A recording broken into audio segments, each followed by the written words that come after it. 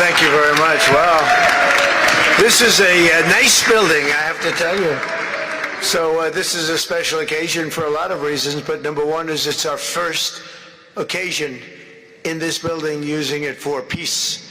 And it's all about peace, and it's a great honor. And Marco, you've done a fantastic job in getting it ready, but it's a spectacular building, and we all appreciate it.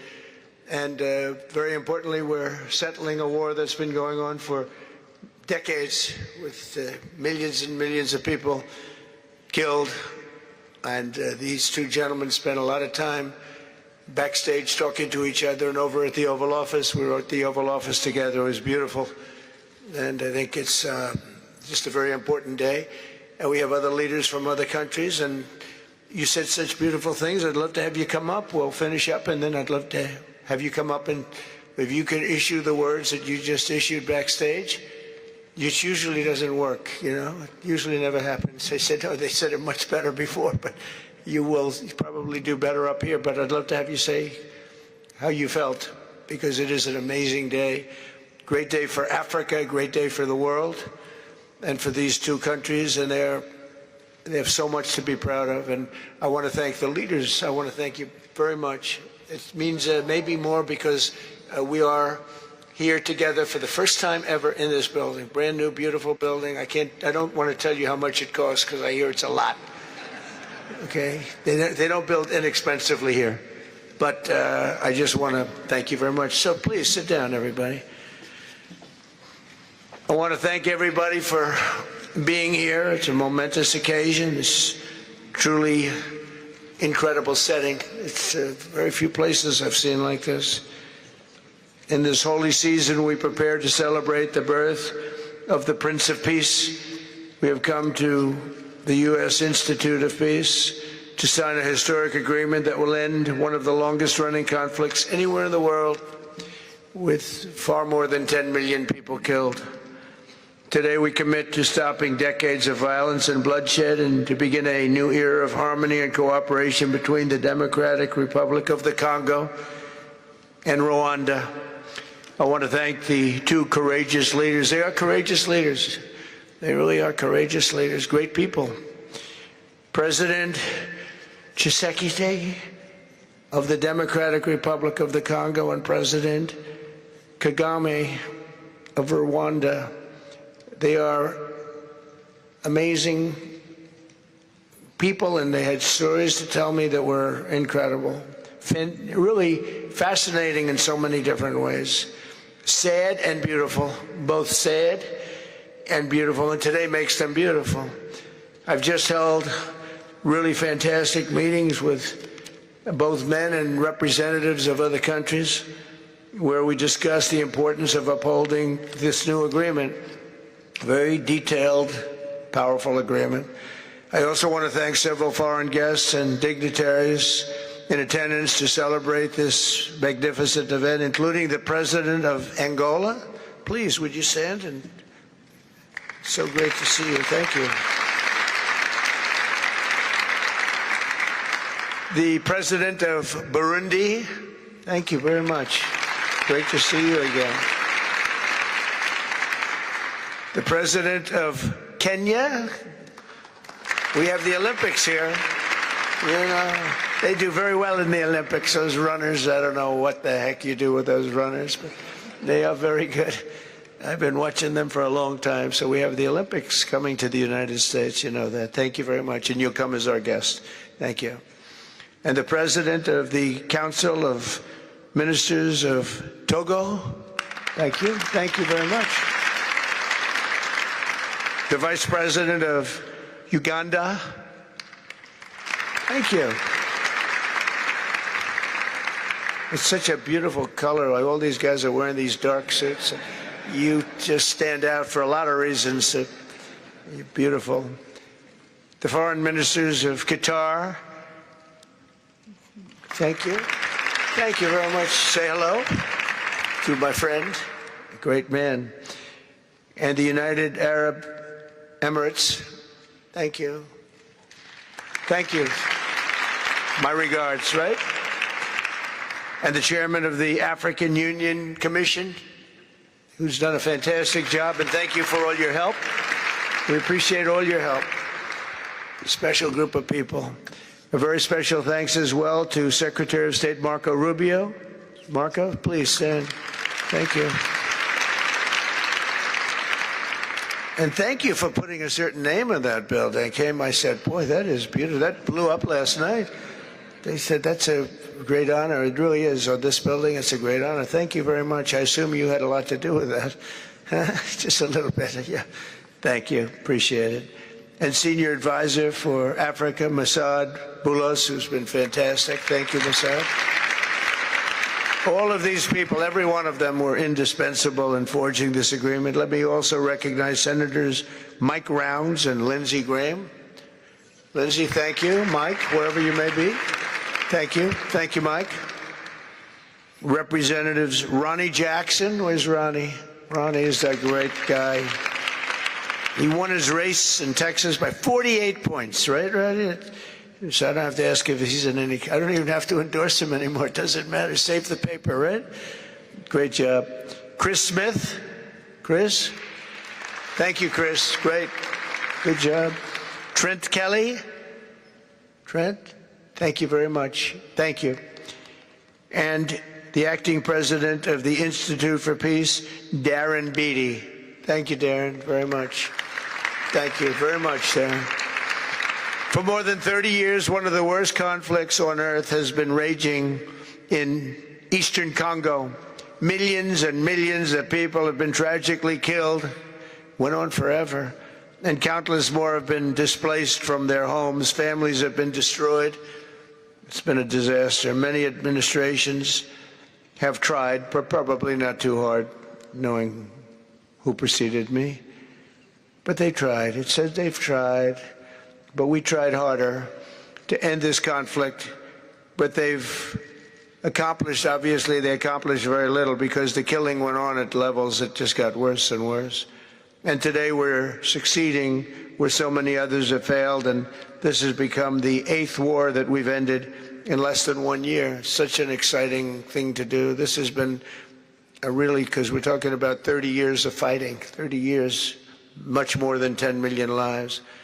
Last June, thanks to the efforts of Secretary Rubio and Mr. Boulos, Rwanda and the DRC reached a landmark agreement to move toward peace. They started the process. I met with some of their great representatives who are here also, and we started a great process. The compact we're signing today, which will be known as the Washington Accords, everybody sort of liked that name, formalizes the terms agreed to in June, including a permanent ceasefire, the disarmament of non-state forces, provisions for refugees to return to their homes, and justice and accountability for those who have committed illegal atrocities.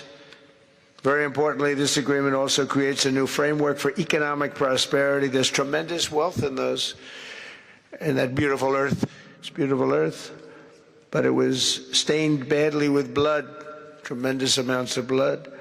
But in the region that will support a lasting peace, and the Democratic Republic of the Congo and Rwanda have agreed to more closely integrate their economies with each other rather than fighting, and they'll be doing that. And these two gentlemen are very smart, and I think they liked each other a lot. I spent time with them. I think they like some people may be surprised. I really do. I think they've spent a lot of time killing each other, and now they're going to spend a lot of time hugging, holding hands, and taking advantage of the United States of America economically like every other country does. So they're going to do very well. But they do have some very valuable things. They're going to have a lot of money and a lot of success, and I think they're going to get along really well, so I hope so. Thank you very much. Look at them. Look at the way they love each other. Thank you. So I have a lot of confidence in both leaders. We'll keep these commitments. I know they're going to keep them and follow through on the agreement and create a much brighter future for the people of their countries. And they're heroes within their countries because of today. This is a big story. And So much is being written and said. All of the newscasts have it at the top of the list. And they are heroes, and we want to keep it that way. Today, the United States is also signing our own bilateral agreements with the Congo and Rwanda that will unlock new opportunities for the United States to access critical minerals and provide economic benefits for everybody. And we'll be involved. We're sending some of our biggest and greatest companies over to the two countries, and we're going to take out some of the rare earth and take out some of the assets and pay, and everybody's going to make a lot of money. These are just two of the many new agreements related to mineral supplies that my administration has achieved this year, including with Australia, Japan, Kazakhstan, Malaysia, South Korea, and many other countries. With all of these agreements, we're forging new economic security partnerships that protect the interests of America and our friends and partners, and a core feature of my administration's national security strategy, a big part of which is the tariffs. We're taking in trillions of dollars in tariffs. Nobody's ever seen anything like it, and it's given us really great national security. We'll be paying down debt. We'll be making distributions to people. And we're really doing a job. It's amazing. I was with a gentleman, the future king of Saudi Arabia, and you've heard me say this a couple of times, but 2 months ago when I was over there, he said, and actually Qatar is represented today, and UAE is represented, and your leader said the exact same thing, different words, but the exact same thing, that 1 year ago, they thought our country was dead, and now our country is the hottest country anywhere in the world. We're the hottest country anywhere in the world. Nobody's ever seen anything like it. We have over $18 trillion, that's just in 10 months, pledged or being invested or pledged to be invested in the United States. Think of that, 18 trillion. The highest amount we've ever had is 1.5. Under the Biden administration, they did much less than 1 in 4 years. Think of that. So they did less than 1 trillion in 4 years. We have 18 trillion in 10 months. It's going to be much more than that, too. No other country in history has ever been close, no matter what country you pick. So I want to thank you again, everybody, for your great vision. And I want to thank the people, especially the people that we named. Some of the others that unfortunately we didn't name, we just couldn't do that. But for your vision and for your courage, because it's made it possible to begin healing old wounds and transcending past differences and creating a future where every child of God can live in dignity, prosperity, and peace. And these are two very good men, and they're two potentially very strong countries. I'd like to now invite President Kagame to come up and say a few words. It's Rwanda. And then, if I may, President of DRC, who really is doing a great job. These are two men that are doing a great job. And again, they are so respected because of what they're doing today and the mission that they've really, I think, accomplished. And we'll see how it all works out, but I think it's going to work out really great. They want to get on to other ways of living for their people, and they're great leaders. Thank you very much. Please, Mr. President. Thank you. Thank you very much.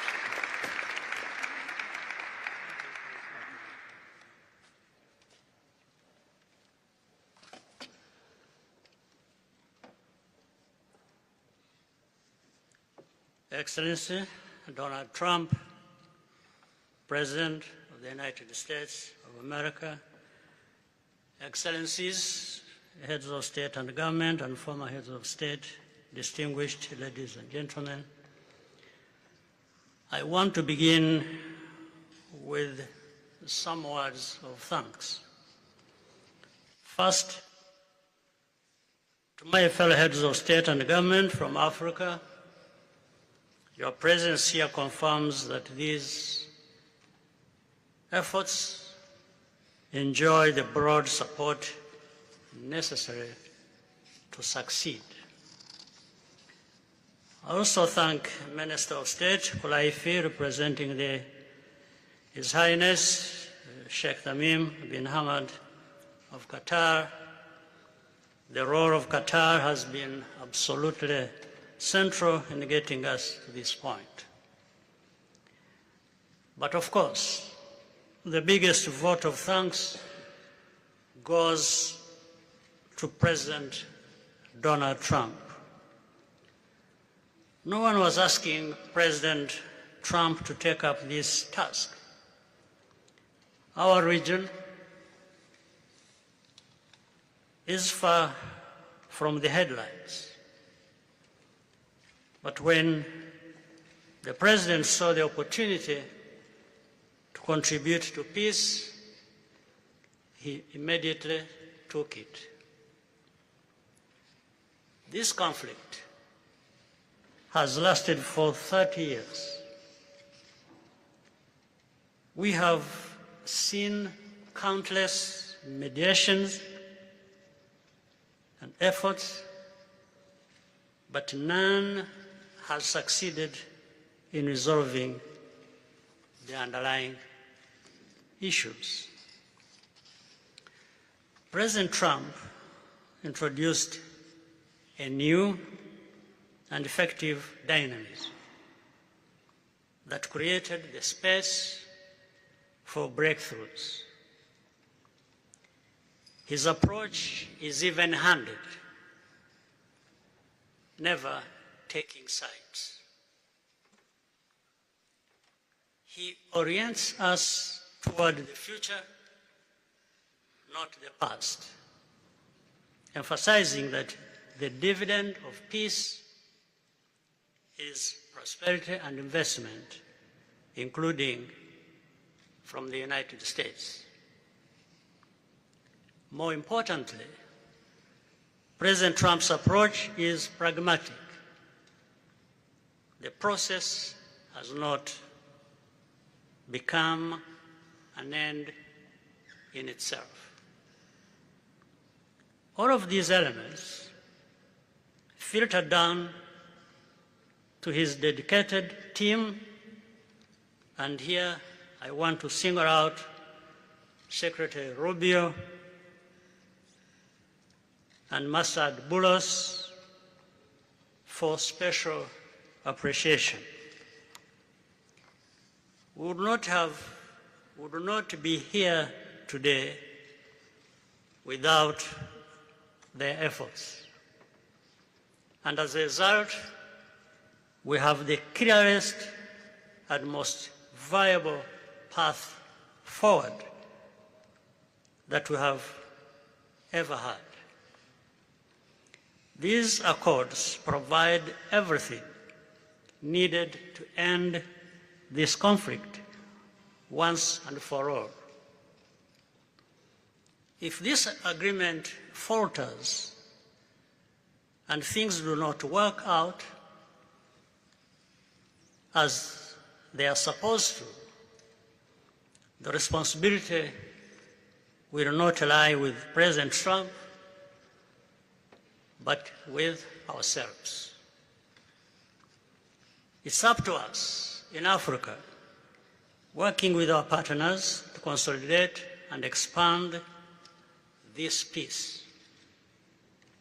There will be ups and downs on the road ahead. There is no doubt about it. Rwanda, I know, will not be found wanting. I can assure you of that.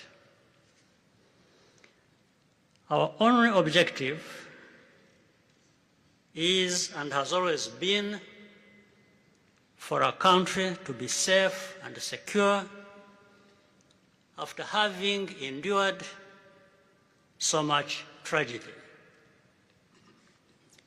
We now only want to look forward in a confident expectation of a prosperous and stable future. Mr. President, Excellencies, I thank you for your kind attention.